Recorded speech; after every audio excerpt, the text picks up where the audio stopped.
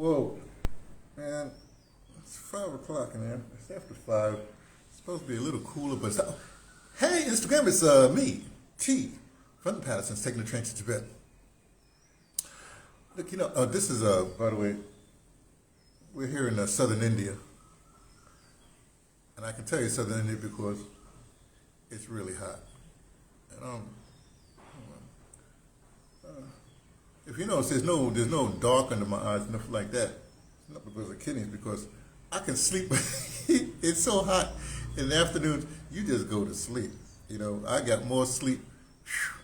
But then again, it doesn't matter. Look, this is a Saturday. Yes, it's a Saturday. This is called a whatever comes to my head day. So every day I have in the evening time, wherever I'm evening time, I have, because in the morning you have the Grand Rising Report. That's something different. That's for about 10 to 20, whatever it is. And then in the evenings, each day has a different theme. So for instance, Sundays is a reading day. I read something and then I riff off of whatever I read. We talk like that for, again, anywhere from 10 minutes to a half hour. I'll tell you about that in a little second. Then on Mondays is a me day. I talk about me. On Tuesdays, it's a talk about U.S. Day, U.S. stuff that happens in the U.S. of A, United States of North America. Which seems to, they want to expand that. They want to take on, the whole North American continent or something like that. Anyway, I'm saying that it's the amorphous they, the they that got big ideas, the they that talk smack but can't do nothing, especially these days. Anyway, then on on Wednesdays, it's an international, World Day like that. On Thursdays, it's favorite day. That's audio drama. We talk about, talk about audio drama and facets of it. And audio drama sort of is the basis for everything. I know they say the whole world is a stage, but guess what? Audio drama is the precursor to the whole world being a stage. Hey, when you talk around the campfire and you're making up stories, and then some people with some little sound effects in it there, that's audio drama. That's before they had, the poets poeting and stage people staging. I'm telling you, we'll say that for Thursdays. I don't want to convince you of nothing. Fridays is a sort of like a week wrap-up day like that. Now Saturdays, whatever comes to my mind day. Well, let me tell you what came to my mind. I think about this, not often, but every once in a while it comes, it's like I don't want to say spooky, but it's like oh yeah, okay, that's strange, okay. I'm used to, a lot of times when I'm with a group of new people, I ask them a question. I said, well, what's your through line? So what's that? Your through line is like something that's been with you your whole life that you feel like you're walking. That is not your destiny. It's just your through line. I don't know. You start out tinkering with something like that, and all of a sudden you become an inventor or electrician, whatever. Some tinkering. It's a through line. And they still. I keep on saying through line because I don't want to define it for people. Or things that always happens and you say, oh. Well, this past week here, I went and literally when did I buy? I forget what. Let's say on Tuesday, I was just minding my own business, right? Then I checked something or another. Then the thought just came to my head. Came to my head. So I'm going like, okay, what does that mean? I said, well, you should get a new device, OnePlus. I'm going like, yeah, but I got my OnePlus 7. I was going to wait to OnePlus 12. Then somehow, I don't know what happened. Something came across the thing that they had OnePlus 13 was out, right? Well, that's not really what happened. And I said, wow, I was going to get a OnePlus 12 like next year or something like that, but they're already up to 13. What's going on? I started with OnePlus with like OnePlus 3, and that happened. Let me start it. Okay, that happened. And years later I got a OnePlus 7. I've been rocking this is OnePlus 7 I'm talking about right now. And I wasn't going to make no change. This is about 9 years ago. I got the 9 plus, or 9 years. I don't know. It's a long time ago. And it's just fine with me because I just use it for phone. I don't know no gaming enough like that. I don't care about the pixels and the VGIs and storage is a thing, and battery life, of course. So it's 1 plus 13. And then it came to me saying, well, just look at see what's going on, And then I can't explain this, but I had this thing. I don't know how much money I have. I know it sounds strange. I'm not a money person, that's true, but at least I know how much money I have. It's a whole long story with the banking and the heat and the exchange rate. I didn't know. But then I looked and I said, oh, I got money, you know. I say money because my whole thing is like, I got to get to Ethiopia. I said, wow, I got enough money. I can buy, I can get to Ethiopia to the reparations conference. That's good, right? So when that was settled, I guess my brain, everything just settled down. I said, well, you know, you have enough money, it's less than, you know, this, you can buy this new phone. I said, well, you know, a stepped up device. So I'm all OnePlus in. I started with Motorola. I love Motorola. Anyway, so that happened. And I went and bought, I just hooked up with Morgana, the guy that does, incense. My incense is wafting, which is my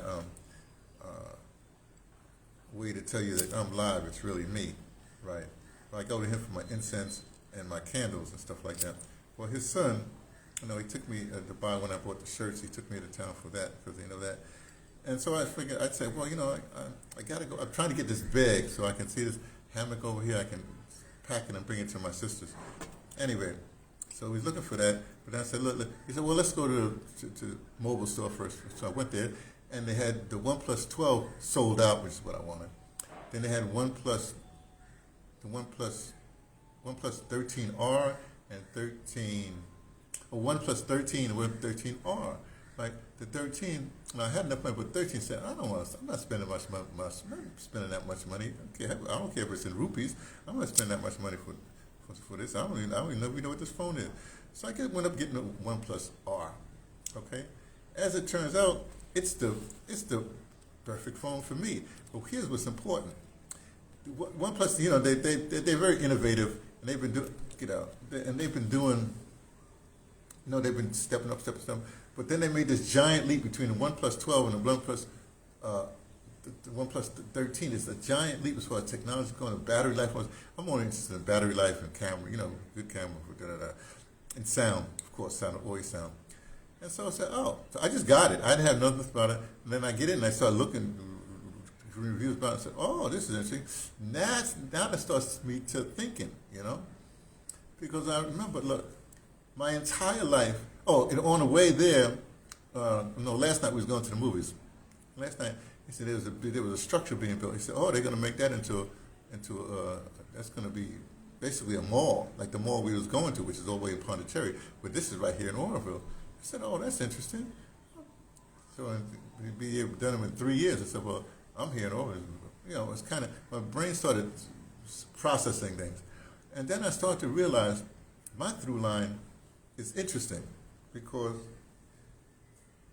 I mentioned this before all the time. I end up places, I go someplace right before it's happened, right before it hits, or right before it hits, you know. So, for instance, I end up in Patterson Projects in South Bronx when the Patterson Projects was first opening up. That's a very unique experience because we were totally integrated in I can't explain it. We just all totally integrated. White, black, Puerto Rican, everybody just a freaking. It was all the same kind of thing. It wasn't like being an all-black situation, it wasn't like being a black person in an all-white situation. It was just, so it was kind of different. And then we met the Jewish people up on the concourse, you know, PS 31, William Lloyd Garrison School. You know, so it's like the South Bronx was, and then of course if I wanted to go to Mills Prospect, I got to go past, was it the Irish or Italians? Whatever, I think the Italians, you know, and they were always a problem, you know. But, you know, kid, they leave me alone. Not a kid. I'm a tough kid. They leave me alone. I had a girlfriend. My first girlfriend.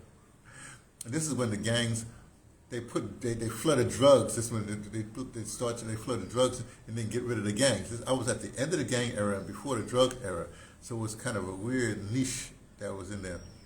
My girlfriend lived at the end of a gang block, right? But they left me alone because, well, I wasn't messing with their girl. You know what I mean?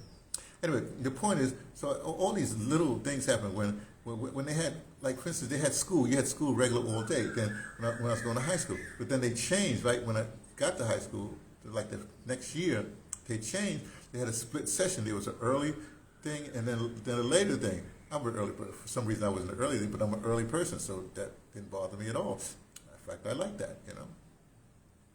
all these. I mean, then, I mean, I can't explain this. I can go like foster or anything that can possibly you can experience.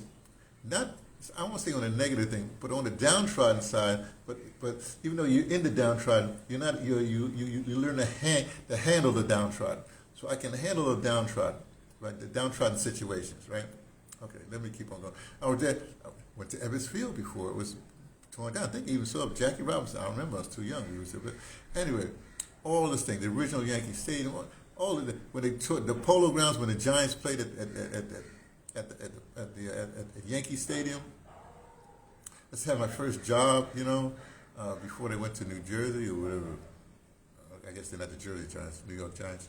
All I can, the Third Avenue L that came on. We used to play on the thing that was condemned before they tore it all down.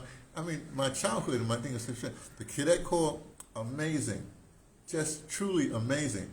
That it's interesting. Yeah, I grew up the projects, the ghetto, but in a weird sort of sense, I grew up in a thoroughly upper middle class, not life, not the accoutrements, but the feeling, I can't explain. So I didn't want for anything. I mean, I got my driver's license at 18, or was it 17? At 18, which is unusual for a New Yorker. If you grew up in New York, it's unusual because we have the trains, we have the buses, we have the taxis, we have everything, so you don't need to drive. And that was because I had a girlfriend who had a car. Her father was part of the Tuskegee Airmen.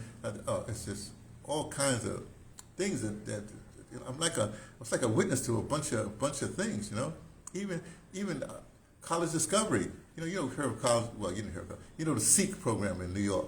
Well, the SEEK program, the precursor to the SEEK program was college discovery. Well, I was one of the people that they tracked us from basically the fourth grade when I was 9 years old. Then when we got into junior high school, they put in these special classes, called, I guess it was called college discovery, whatever it was. And then when they got to high school, they put in these other classes. And so the first thing, they had a prototype for college discovery is what I'm trying to say. A prototype for all these programs. And speaking of prototypes, there's a bunch of things that in my child, I just leave it alone. But now I learned to ice skate, all the winter games. I mean, I was a completely rounded person, exposed to everything. And because I was growing up in New York, I would go places, and I was the kind of kid that I didn't stay in the neighborhood. I was traveling I was traveling in the New York City subway system at 8 years old by myself. That's the kind of person I am.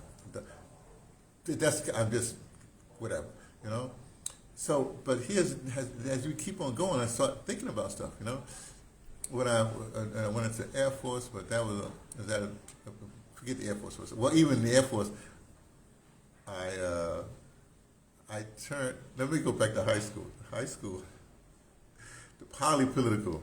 One of the founders of the heads of the Afro-American Club, all the black students right there.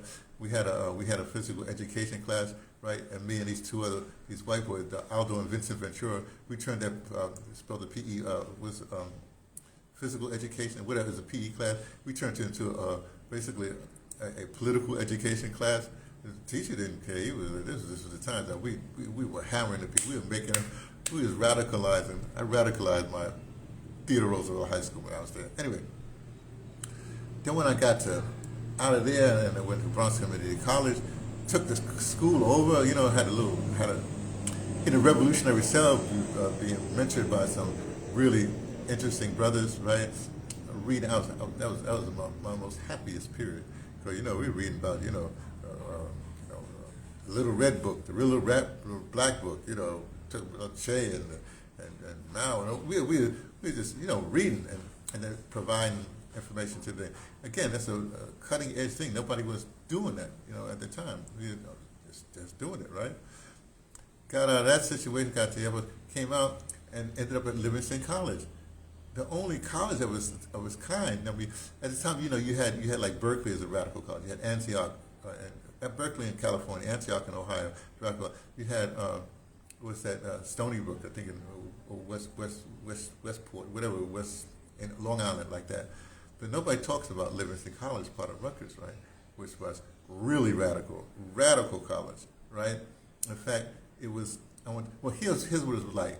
It was like having an HBCU dumped into the middle of an Ivy League college, which is the only way an HBCU can work. So when they say you're going to give money to these HBCUs and stuff like that, and no, HBCUs, they can't handle it, right? If you want to be successful, because they don't have endowments, they have anything like that, you have to put it in the middle of another situation. Like, for instance, Harvard should have an HBCU, or I should say HBCU-like situation that they can support and endow and flourish. All these colleges, there's a way to do it, and they did it. They did it with Livingston. I'm telling you, they did it with Livingston, and they knew it worked because as soon as it was starting to working, they destroyed the college. I kid you not. I mean, we had A.B. Spellman was one of the teachers. We had teachers like Larry Ridley was. We had a jazz department. It was amazing. Toni Morrison taught in the English department. This is before everybody was famous and all that stuff. It was just, my favorite teacher, Doug Evans, who came from Antioch. Oh man, this guy, the video, Barry, look, we had radical people. It was amazing. In the student body was unbelievable. Even in that time, even before that time, I did a program. I was a part in residence for WPRB Radio, Saturday Soul with JB, and he had he expanded he got his program. We had basically, it was 6.5 hours of broadcast time in a college. That was never done before, and it hasn't been done since. You're on College Station, you get 3 hours, whatever it is. But we had that. I had a crew. When I got to Livingston, I did a whole program.